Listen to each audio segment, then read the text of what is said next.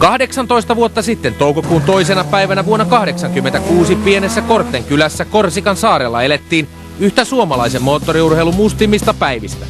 Henri Toivonen ja hänen amerikkalais-italialainen kartalukijansa Sergio Cresto menehtyivät rajussa ulosajossa. Henri oli kauden alkajaisiksi juhlinut Monte Carlossa huikeaa voittoa, joka tuli uskomattoman taistelun jälkeen. Vuosikausia erilaisista murheista ja vajaista sarjoista kärsinyt Henkka oli hyvässä vedossa ja maailmanmestari suosikki numero 1. Lancia-tallin kokemukset Korsikalta vain vuotta aiemmin olivat murheelliset. Silloin Attilio Betteka menehtyi ulosajossa. Monilahjakkuus Henri Toivoselle asfalttitiet maistuivat, mutta heti kisan alussa oli tekniikkaongelmia.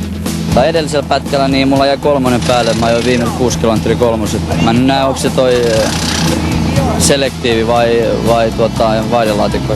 Se saadaan kuitenkin nopeasti kuntoon. No mä en tiedä, jos se on vaihdelaatikko, niin me ollaan seuraavan pätkän jälkeen Campo de Lorossa, baaripuolella.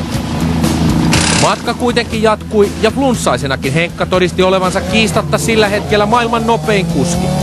Pohja-aikoja syntyi kuin liukuhihnalta ja johtomarginaalia oli minuuttitolkulla. Tiet olivat kuitenkin rankkoja ja kilometrejä kertyi sen verran, että tämän päivän Korsikan-ralli on enemmänkin sprinttikisa. Tää on todella älytön kilpailu siis.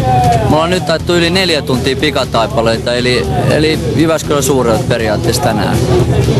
Et tämmöisen modernilla autolla, niin mun mielestä ei tämmöistä kilpailua voi ajaa. Tää on kunnon päälle.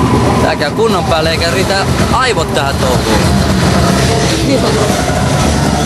Vain hetki tämän jälkeen tuli suruviesti. Lancia oli paiskautunut ulos tieltä ja syttynyt räjähdysmäisesti tuleen. Mitään ei ollut tehtävissä ja maineensa huipulla juuri paistatellut tulevaisuuden sankari oli poissa.